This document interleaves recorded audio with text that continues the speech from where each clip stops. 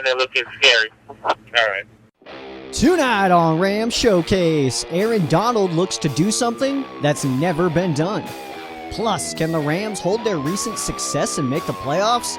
And later, the Cowboys tempt fate at home against the Rams. We preview LA at Dallas. Next. Welcome to Rams Showcase on Sports War Radio.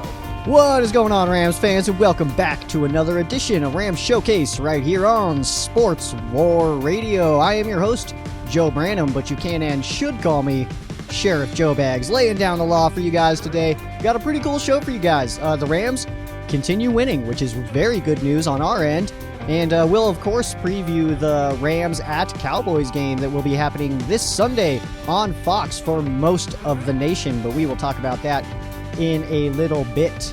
So first and foremost, we got to talk about the news. That's how we do this. That's how we Rams showcase. That's how we showcase the Rams. First, we begin with some news. We'll go under the ridge top again, and then let's see. We got some good stats for you guys, and then of course this preview. This game's going to be pretty interesting.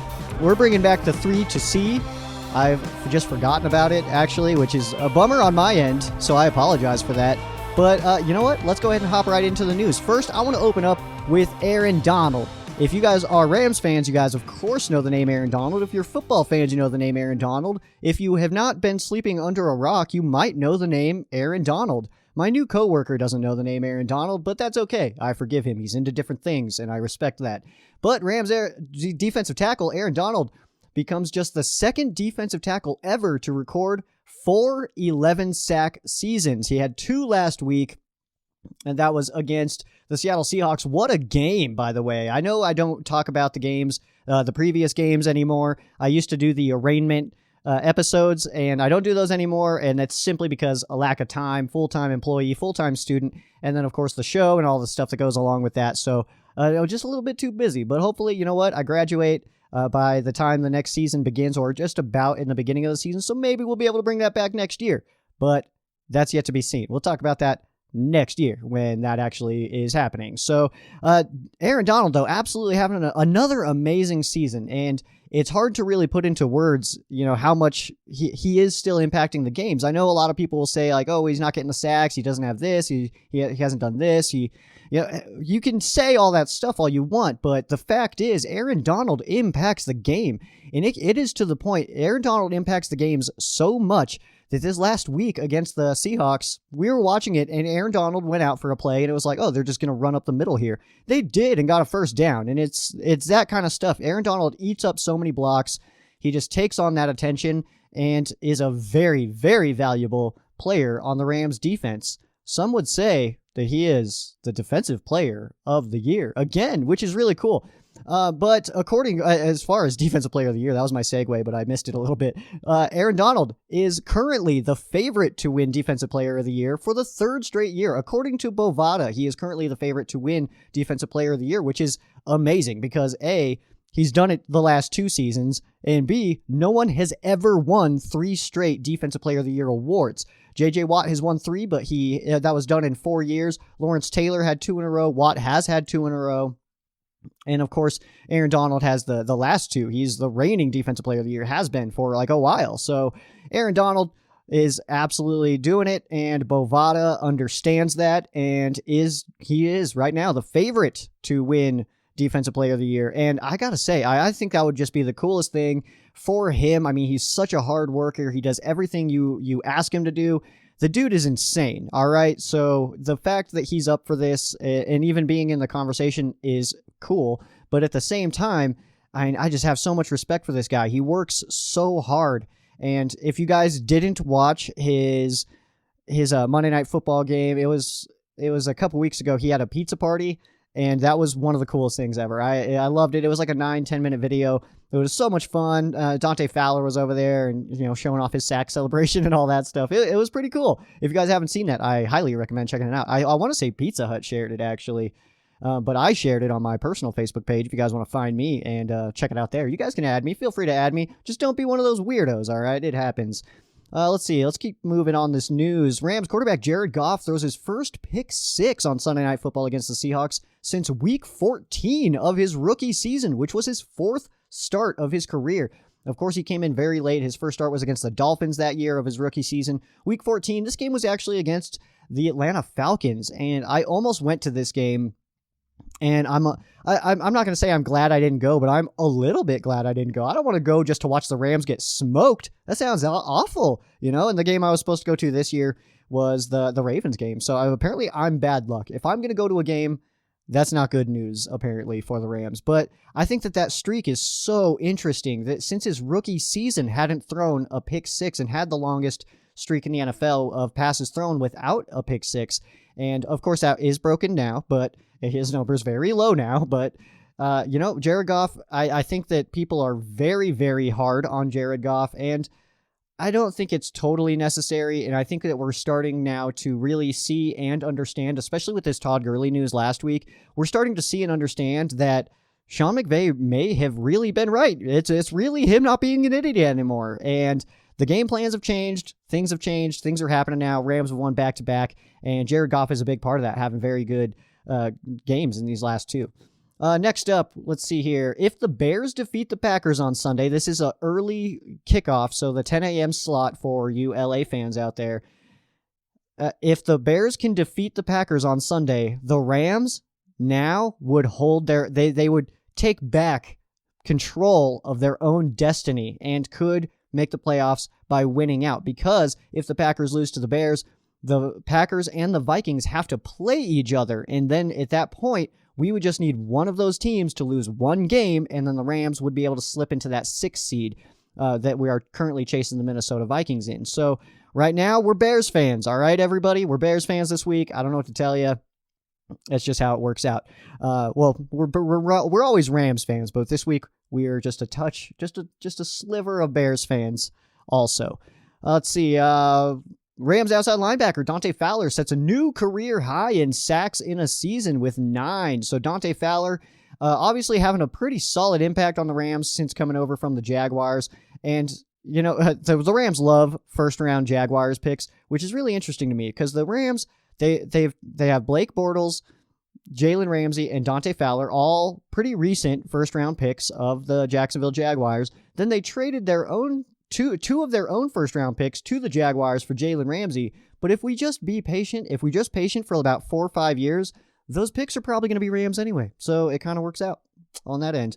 This is semi-Rams related news, but I wanted to mention it because I'm a metalhead myself, and yeah, I'm sure some of you guys are. Maybe I know not all of you guys are, but I'm sure at least a couple of you guys are. And I just wanted to mention this because I think it's pretty cool. It's the first really big concert that's going to be at the Rams' beautiful new venue out in Inglewood. SoFi Stadium will play host to the final show of the Def Leppard, Motley Crue, and Poison tour. I'm not a Poison fan. I think they're absolutely terrible. But Motley Crue's pretty cool. Awful live band, and Vince Neil's a total turd, but Def Leppard, awesome as well, obviously. So any of you guys in LA going to check this game out, I would want to hear about it because I'm not going to go because tickets, going to be way too expensive, and they're playing at Coors Field in Colorado, but it's not obviously the last of those shows. That'll be at SoFi Stadium. It's really cool to me. I think they're going to have other shows. Of course, this one's going to be in September. And that's going to be interesting to see how that kind of plays around the Rams, home opener. And the date of that, I believe, I want to say it's like the 15th. So it's going to be nice, but I'm really curious to see, how they're going from the concert venue to a football venue and how they kind of do that and how those logistics work. But I think that's going to be really cool. And I did want to mention it to you guys. So, take what you can get, I guess. That doesn't even make sense. Since Gerald Everett has not been playing, because he has been dealing with that issue. We all saw it. We all saw it live. We saw it in the game. Color Rush uniforms and stuff is easy to see. You can see every single bit of the movements of the players wearing all yellow. And Everett has not played since that.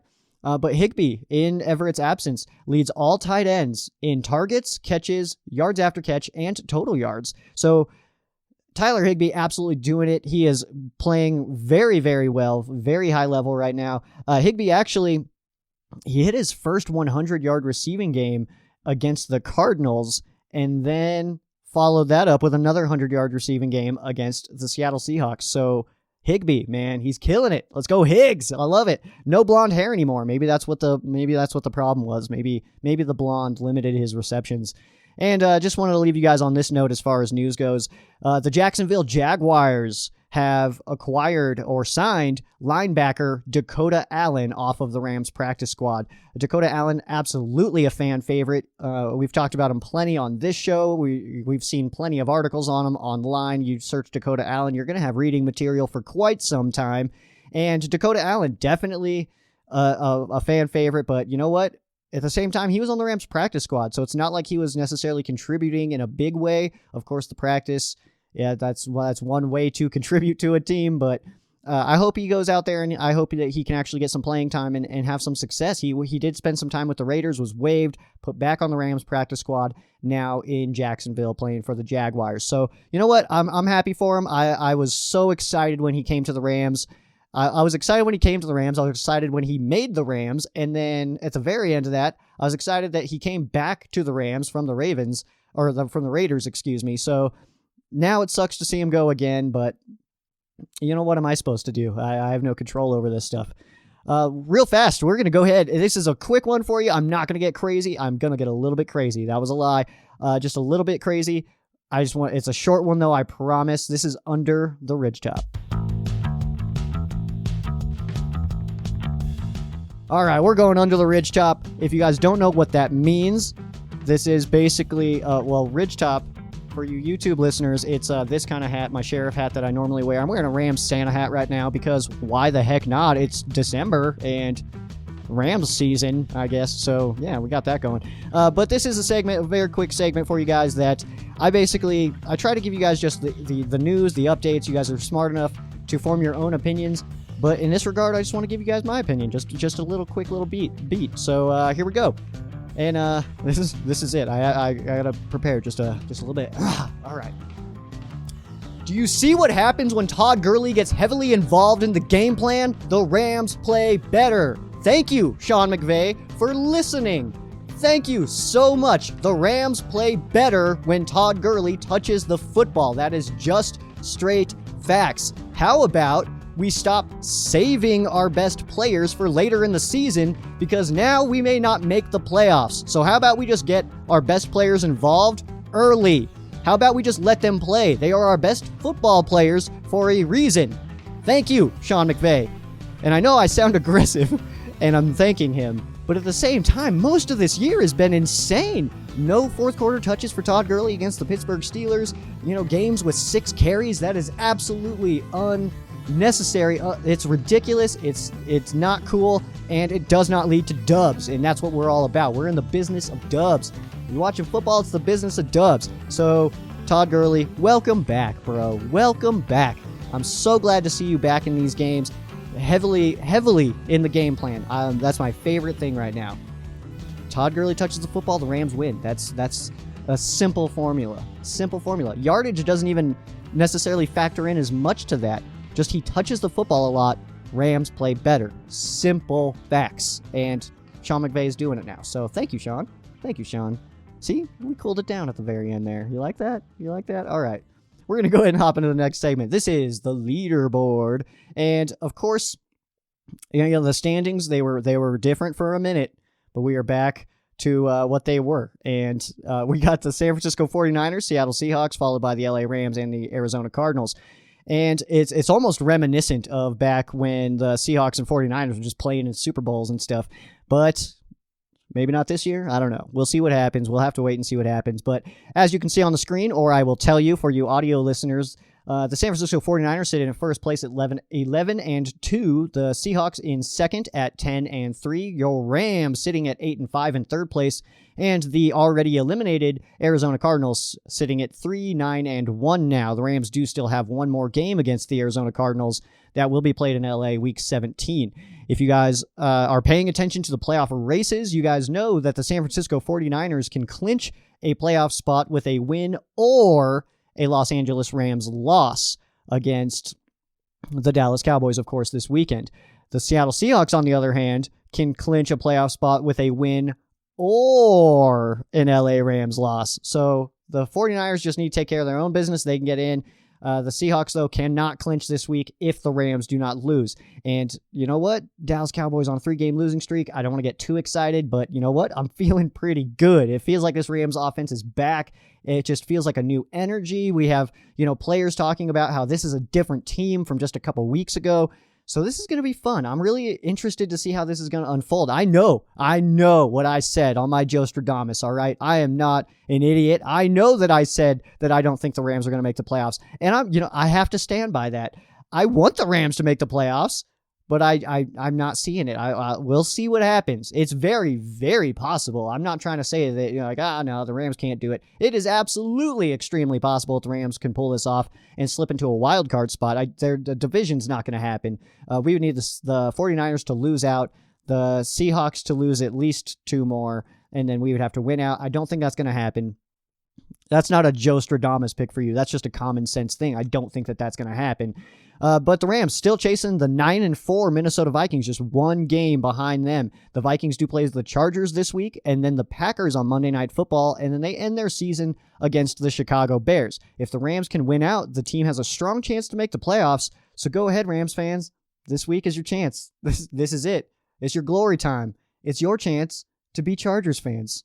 Yeah, you guys don't like that, do you? It's not very fun when you need help from other people, Sean McVay. But you know what? Todd Gurley's back, and maybe we can control our own destiny. Maybe we can get lucky and get a Bears dub this weekend, and then the Rams could just win out and then make the playoffs, which is what we all want. That's exactly what we all want, which would be so much fun. But that is what's happening right now. Chargers win and a Rams win puts the Rams in the 6th seed, and they can absolutely control their own destiny at that point.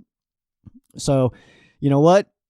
It's all LA this week. We are wanting an LA sweep. We want the LA teams to win. We want the Chargers to win. We want the Rams to win. If those 2 things both don't happen, the Rams will not be sitting in a playoff spot at the conclusion of week 15. So we got that going for us. Or against us. For us, against us, I don't know. I guess it depends on if you're a half full, half empty kind of person. I like to think that I'm a half full kind of person.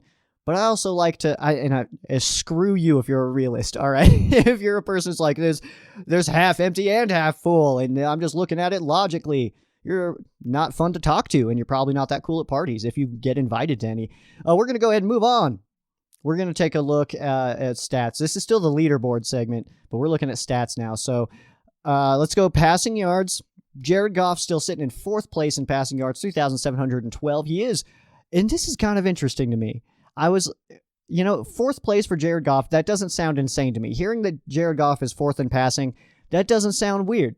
But if you look at the names he's behind, that's where it gets weird, all right? Because not a single winning quarterback is ahead of Jared Goff in terms of passing yards. We have Phillip Rivers, Jameis Winston, and Dak Prescott. Dak Prescott is number 1 right now. Isn't that bananas? That's absolutely insane to me. So, my comment here, I skipped over it, but my comment was behind Rivers, Winston, and Prescott. Yes, really, because it was that jarring to me. He is on pace for 4,568 passing yards, if you guys are keeping track at home. Of course, my preseason pick that he would go over 5,000. That would be extreme if he did that. If he pulled off 5,000, holy moly, he would have some really big 3 games coming up. Receiving yards. Your wide receiver, Cooper Kupp, sits in 12th place. So definitely has dipped in that regard as far as yardage goes and all that. But 990 receiving yards for Cooper Kupp. He is on pace for 12,018. But just 10, because that's simple math. Everybody can do that math. 10 yards would give him his first 1,000-yard receiving season of his career. Robert Woods is in 17th as far as receiving yards goes with 933, so can absolutely hit the 1K mark this week as well. He caught his first touchdown pass last week, which was awesome, and he is on pace for 1,148 receiving yards. Receiving touchdowns, Cooper Kupp is tied for 8th with 7. He's on pace for about 9. That math it doesn't really fall out real nice, but he's on pace for about 9. Rushing yards, Todd Gurley sits at 16th, 721. He is on pace for 887. If he wants to get to that 1,000-yard mark, he will need to average 93 yards per game to hit that 1,000. Rushing touchdowns. So Todd Gurley, 16th in rushing yards, tied for 5th in rushing touchdowns. He has 9 right now. He is on pace for about 11. Again, that math doesn't really come out clean, so it's about 11. Tackles, Corey Littleton, who I was so high on as a special teamer. And if you guys listen to me for the last few years, you guys know. I can't believe that, by the way. I'm at like 3.5 years of doing this. March will be 4 years of Rams Showcase. That is awesome. And I'm super loving it. And now we have a YouTube channel. What's up, YouTubers? And then still the podcast. What's up, podcasters? Over here. And it's just awesome. So thank you guys. But Corey Littleton, I was super high on him. And I was so excited to see that he was getting the starting job. He is the leading tackler for the Rams, 8th place in the league. He has 112. He is on pace for 138 tackles. Aaron Donald leads the team in sacks with 11. He is 7th in the NFL, and he is on pace for about 13.5. And Dante Fowler also on pace for double-digit sacks. He is tied for 15th right now with 9, and he's on pace. It's same exact equation for the Todd Gurley rushing touchdowns, about 11. We'll see what happens if he can get a couple. I mean, if he just won a game, he blows that away. He blows away my projections with 12 instead of 11. But you know what? I'm okay with that. It's not a problem for me. Let's take a look at the injury update real quick before we get into this game preview. On the Rams side, very quick, very simple. This seems to be a trend over the last 3 years or so. Of course, there is some players on IR, but as far as the non-participants in Wednesday's practice, we have tight end Gerald Everett. Full participants, we do have wide receiver Simba Webster on this one. So that's something we're going to be monitoring, of course, because he is now, for the remainder of the season, he is the Rams' punt returner. And then Darrell Henderson has been handling kickoff returns. I'm really hoping that one of those guys can break one out and be awesome because, Webster had -1 punt return yards, and Henderson really only got 1 opportunity, so hopefully that can kind of start to develop into a little bit more. But also, Rob Havenstein, back full participant, and this is very interesting because I don't know, y'all don't know, nobody knows, except for maybe some people within the organization, what role Rob Havenstein is going to come back into when he is healthy enough to play, which does appear to be this week. He was a full participant. So do the Rams take away Bobby Evans from the right tackle spot and give Havenstein his job back? Do they slide in Havenstein over, David Edwards at right guard? Or do they just go ahead and do what I think is the logical move? And he's not playing bad at all, which is why this is a good problem to have, I guess. We almost have now too many offensive linemen that are playing well. But Austin Corbett at left guard has not been playing poorly. He could be playing just a little bit better, according to my standards, my extremely high standards as this skinny guy in Colorado. But he could be playing a little bit better. But Havenstein, I think, could come into that role as the left guard, and I think that would improve the Rams' offensive line as well. So that's going to be really interesting to see how the Rams decide to move him back into the offensive line, because he's a guy that you can't necessarily just keep on the bench. We're kind of paying him a little too much to just ride the bench, and obviously we don't want another injury. We don't want to have to use Havenstein off of the bench or anything like that. So I'm curious to see how that situation unfolds. And of course, if I hear anything, I will say something. Hear something, say something. That's my philosophy with Rams news. If I hear Rams news, I have to share it with the world. On the other sideline here, we got the Dallas Cowboys. Their injury report, definitely a little bit more interesting. So as far as your non-participants in Wednesday's practice, we have linebacker Sean Lee, linebacker Leighton Vander Esch. I love both of these players, by the way. I think that they're both absolutely incredible. And I know some of you guys might be sitting there listening to me like, really? This guy's going to be upping Cowboys players? They're just great players, man. Sean Lee hurt a lot, but when he is on the field, he's absolutely incredible. Leighton Vander Esch, I'm just mad he's not a Ram, really, if I'm being candid with you guys, which I think I can be. I think if this is a place we can be honest with each other, I like to think that it is. I love Leighton Vander Esch. I think he's an amazing linebacker. Limited participants, we have defensive lineman Michael Bennett, who wears those toddler pads, tackle Lyle Collins, safety Jeff Heath, cornerback Byron Jones, guard Zach Martin, and defensive tackle Antoine Woods, who actually is in a little bit of hot water. If you guys would keep it up on the news, I'm not going to get into it here. And full participants, we have listed wide receiver Amari Cooper, quarterback Dak Prescott, and tackle Tyron Smith. So that's your injury update for the Dallas Cowboys and the Rams. I guess I did that one as well, but obviously, it seems like every single week the opposing team's injury report is just so much bigger than the Rams, and I hate to say that it makes me feel good, but it does. I don't root for injuries, but I also can't stop them. So what am I supposed to do? I'm just a dude out here in Colorado who watches the games. I don't root for these guys to get hurt. But if they happen to get hurt and it helps the Rams win a game, so be it. That's all I'm saying. That's all I'm saying. I don't root for their injuries, though, and I would love to beat teams at full power. I think that's just, you get a little bit more bragging rights when teams are at full power, and then you don't have to hear, well, this guy wasn't playing, this guy wasn't playing. If this guy was in, we would have won. You don't have to hear any of that stuff. So I actually prefer when teams are at full power, but I'll take it. Whatevs. Let's get into this game preview. We have the Los Angeles Rams, who are sitting at 8-5, and the Dallas Cowboys at 6-7, and they are in first place in the NFC East. The Rams are 2 games ahead of the Dallas Cowboys, but the Rams are in third place of the NFC West. Dallas Cowboys first place of the NFC least, which I think is absolutely what we can call it now. I don't think anybody wants to win this division. The Eagles really struggled with the Giants Monday Night Football, but I still think the Eagles win this division. We'll see, though. I don't know. It's going to be bad. And if the Rams sit at, say, 10-6, 11-5, and don't make the playoffs, and whoever the NFC East winner happens to be, winner is a very loose term there. There's not a lot of winning going on in the NFC East, but the NFC East winner, if they get smoked in the playoffs, I think that this conversation happens in the collective bargaining agreement negotiations, which are ongoing right now. And I think that we could get something. We could get something going on. I personally am a big fan of the fact that you enter the season knowing that you just need to win your division. Win your division and you get to the playoffs. I like that. I am a fan of that.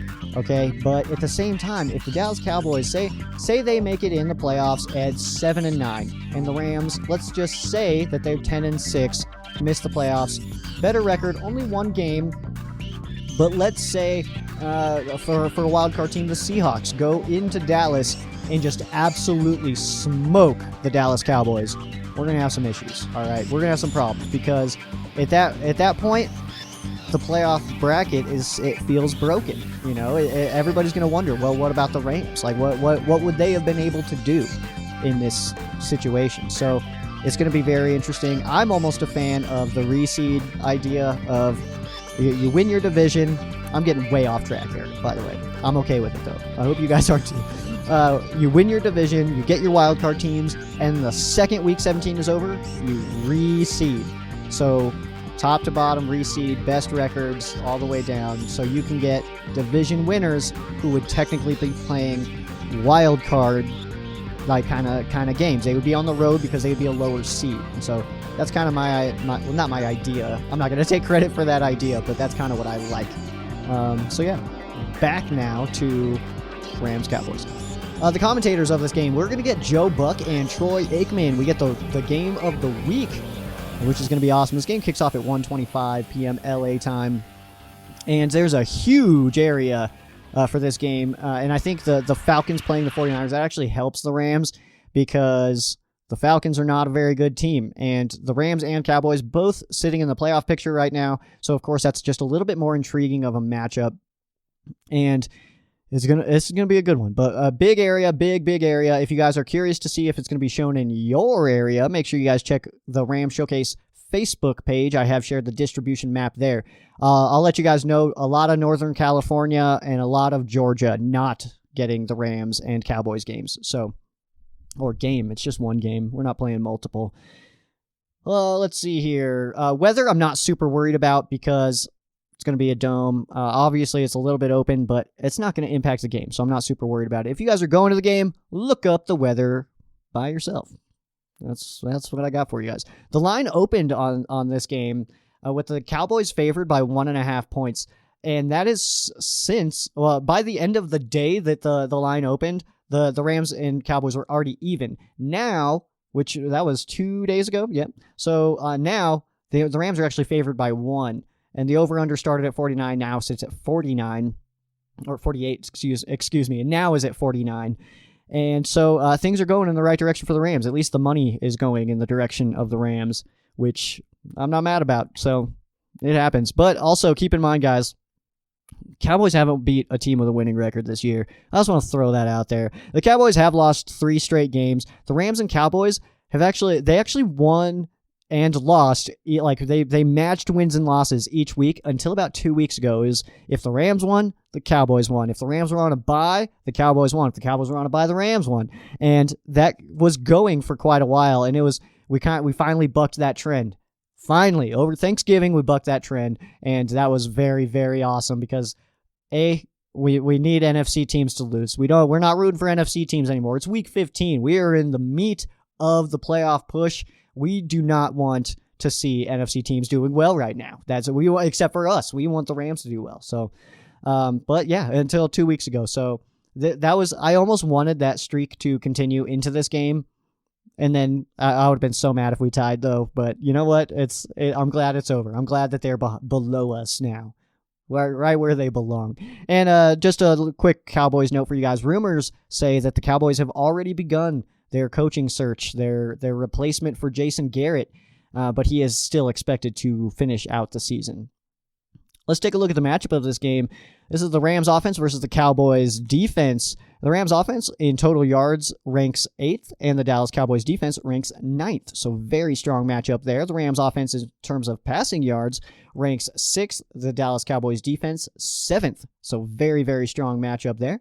On the ground, the Rams are 21st on the ground, and the Dallas Cowboys are 19th against the run. Again, very strong matchup. Very strong. And in total points, the Rams are 12th. The Dallas Cowboys defense is 12th. So extremely even matchup on that side of the ball. On the other side, we got the Dallas Cowboys offense versus the Rams defense. The Cowboys offense, first in the NFL. Very first in the NFL.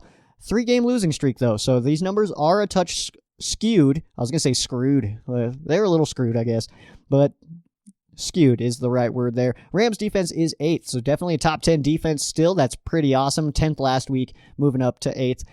Rams did such an amazing job against Russell Wilson and that Seahawks offense. I hate to say that I'm proud of them because it's like I feel like that's a weird thing to say. Like, I'm so proud of these guys. But I felt proud. I was proud of these guys. Didn't give up a touchdown on defense. That only touchdown that the Seahawks had was that defensive score by Diggs. So that was awesome. But let's see. Keep moving here. Passing yards, the Cowboys offense is first. Of course, Dak Prescott does lead the NFL in passing yards. The Rams defense is 10th against the pass. And on the ground, the Cowboys offense is 10th and the Rams defense is 12th, which is a huge increase over the last couple of years. The Rams defense has been rough against the run over the last few years and has definitely improved this year. And in total points scored, the Dallas Cowboys offense is 9th and the Rams defense is 11th. I saved this picture because I wanted to bring this up because I thought it was really cool. I just got to find it real fast. This is actually something I didn't know. This is not a trend that I caught in my own personal research. But I wanted to read this tweet from Chris Wessling. And for you YouTubers, I found this a little too late to put it on screen for you guys, but I'll just read it to you guys. Since Jalen Ramsey and Taylor Rapp entered the starting lineup in Week 7, the Rams are first in sacks with 30 and second in points per game allowed with 15.4. If not for the Monday Night Meltdown versus Lamar Jackson, or the Lamar Jackson juggernaut, it would have been 10.5 points per game. The best defense of the Aaron Donald era? ? Quite possibly, Chris. Quite possibly. It's a very exciting defense right now. And, of course, Aaron Donald a big part of that. Jalen Ramsey a big part of that, which is really cool. I just wanted to mention that, though, that this Rams defense is playing absolutely phenomenal right now. Absolutely phenomenal. Since Jalen Ramsey showed up and Taylor Rapp has officially been a starter, this Rams defense has been pretty locked down. You like in the tweet, you take away that Monday night blowout, those numbers are so much better. You know what I mean? But I'll take it. If that upped our points per game average by 5, that's how big of a game that was. But yeah, you know what? It's over now. There's nothing we can do about it. It's time to move on. We're on the Cowboys now. This is the 3-2C, and of course, these are just Rams players that I think are going to be interesting to watch in this game. So first and foremost, Todd Gurley. Gurley is still expected to be the bell cow for the remainder of the season, and went over 100 yards rushing last year against the Cowboys in the playoffs. Has not had a 100-yard rushing game this season, but has had the last 2 weeks has had over 100 total offensive yards, and that's rushing and receiving yards combined. So Todd Gurley, obviously playing real well right now. Sean McVay utilizing Todd Gurley, which is a very important factor of the Rams offense, it turns out. And Todd Gurley, during the time, because I mentioned that he went over 100 last year in the playoffs, because that was in the middle of the chaos of Todd Gurley and everybody saying what is going on with Todd Gurley. Of course, C.J. Anderson did have more rushing yards than Todd Gurley in that game, but not by a whole lot. I think it was 115 to 137, if I'm not mistaken. You guys can fact check me on that and tweet me like you always do. It's fine. You guys are allowed to correct me. I'm sometimes wrong. It happens. I don't know what to tell you. Next up on the 3-2C is going to be Jalen Ramsey. And Ramsey is expected to shadow Amari Cooper. And Amari Cooper, by the way, having a very strong season. He is currently 5th in receiving yards with 1,054. He is tied for 4th in receiving touchdowns with 8. So it's going to be a tough game for Jalen Ramsey. I didn't actually check to see if Ramsey had gone against Amari Cooper because I ran out of time. I'll be completely honest with you guys. I wanted to go back and look at that, but it's hard to compare when you're looking back at different teams, multiple different teams for different matchups and stuff. So I just went ahead and I decided not to do that. But we got Ramsey against Amari Cooper in this one, and Ramsey's been playing really well. He does seem to fall asleep on 1 or 2 plays a game, but you know what? He still is making this Rams defense a lot better. So I'm not super hating on him or anything like that. And his name it literally says Rams in his name, and that's perfect in my heart. So, and my last of the 3-2C is going to be Aaron Donald. Of course, it's going to be Aaron Donald. Always 3-2C, Aaron Donald. You just pencil that one in. Aaron Donald. You always want to see this guy. That's the point I'm trying to make here. Donald is having another amazing season, but takes on the Cowboys, who, despite their recent struggles, in fairness, they have had recent struggles, but they have the number 1 passer in terms of yards, the 5th best wide receiver in terms of yards and touchdowns, and the 5th best running back in the league in terms of yards. So we got top passer, Dak Prescott, number 1 in the NFL, Ezekiel Elliott, 5th in rushing yards so far this season, and Amari Cooper, 5th in receiving yards and tied for 4th in receiving touchdowns. So I say 5th. It's basically 5th. And, it's going to be a tough day for this Rams defense, but I think that the recent struggles of the Cowboys kind of lean in the Rams' favor. We have 2 teams going in opposite directions, really. Well, what we have here is the Cowboys and the Rams they were dead even. Let me get in the camera here. They were dead even for most of every single week. Weeks 1, 2, 3 wins. Weeks 4, 5, 6 losses. And then week 5 win. Yeah, it just happened that way. And now we got the Cowboys. We'll use the Cowboys over here. And the Cowboys have definitely dipped down, and the Rams on that upward swing. So 2 teams going in opposite directions. 2 weeks ago, these teams were dead even. Now opposite directions. We're looking at the Cowboys like what are they doing out here? The Eagles are going to win this division if they don't just get it together. They're 6-7 and are in first place. They can just win out and win their division, but that'd be 9-7. That's not overly amazing, but it's not terrible. I think if you can get to 10 wins, that's a good mark for your team. 6 losses seems like a lot, but 10 wins, that's good. All right. My buddy Aaron, he commented on that last week. We were watching the Rams and Seahawks game, and he commented that 10-6 doesn't sound very good. And I disagree. I think that absolutely sounds good. 10 wins should be your first goal. Entering any season, I think 10 wins, that's where it needs to be. You get to 10 wins, and you feel pretty good about getting to the playoffs. Of course, it's not a guarantee. 11-5, that's more of a guarantee, but not a guarantee. We've seen the Patriots miss with an 11-5 record. And so that's what the Rams, the best that they can do is 11-5, and they absolutely could miss the postseason with an 11-5 record, which would not be awesome. No, not awesome. Let's take a look at the history of this game. Of the series, the all-time series is tied 17-17. So Rams can break that, which would be really cool. Of course, the win last year in the playoffs did tie up the series all-time. The most recent game between these two was last year in the playoffs. The Rams did win that game 30-22 to send them to the NFC Championship.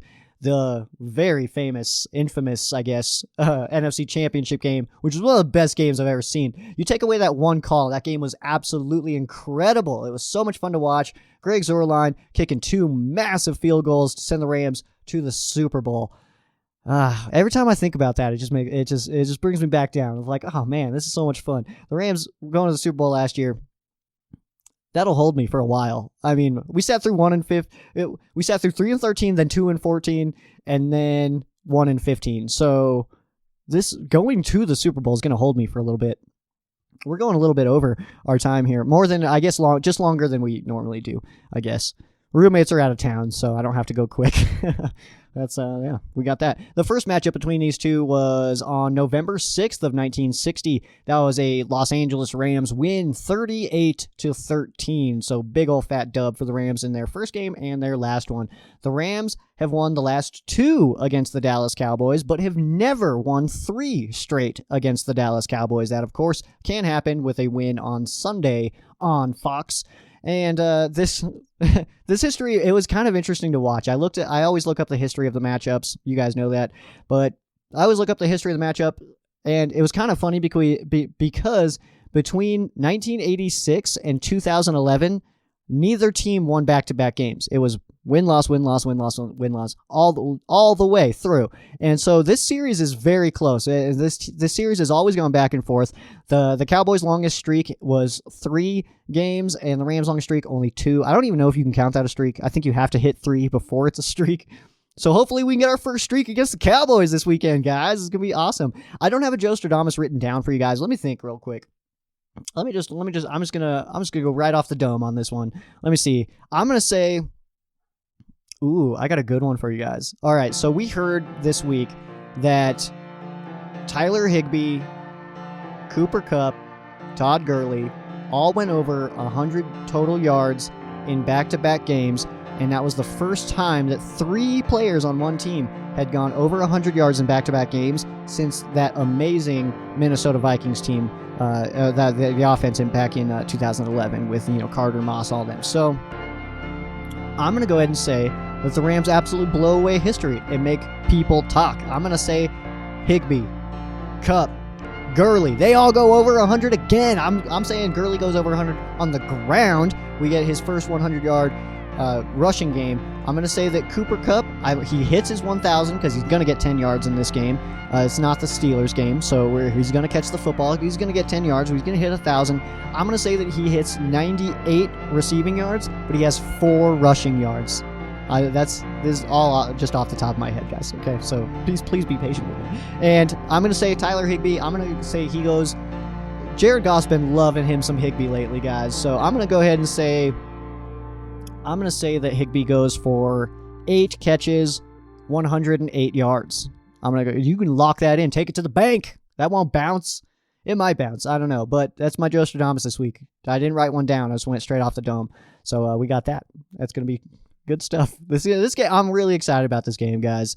Now that the Rams are playing like they are, I'm always excited for the Rams games. Even entering that year we went 1-15. Entering week 17, I'm still in my jersey. I'm still, like, oh man, this is going to be fun. I hope we win this game. And then I wonder who we get in the draft and stuff. And then that happened to be Sam Bradford. Not that much fun. But, it's going to be a fun game. I'm really excited about this one. Again, 1:25 p.m. That's LA time. This game will be televised pretty widely on Fox. So make sure you guys check your areas. All right, so yeah, that's going to do it for me. Make sure you guys follow the Rams Showcase and myself on all your favorite social media. That's at Rams Showcase on Instagram and Twitter, Facebook.com/Rams Showcase. You can follow me at SheriffJoeBags on Instagram and Twitter, Facebook.com/SheriffJoeBags. Try to keep it pretty simple for you guys, right?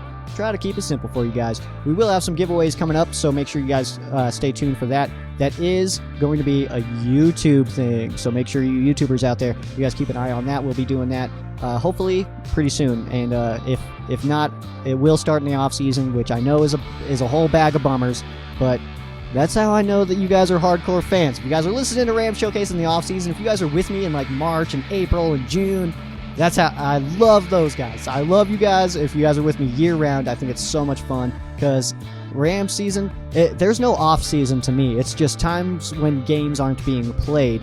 So I love it all year round. Draft is fun. Training camp's fun. It's all fun. You know, free agency. It's a blast. I love it all. I love all of it. But that is going to do it for me. Make sure, again, at Rams Showcase, Instagram and Twitter, Facebook.com/Rams Showcase for all of your latest Los Angeles Rams news updates. That is going to do it for me. I am Sheriff Joe Bags. This has been Rams Showcase on Sports War Radio. For those of you that aren't Rams fans, our thoughts and prayers are with you. For those of you that are Rams fans, thank you guys so much for listening, and you guys have a great night.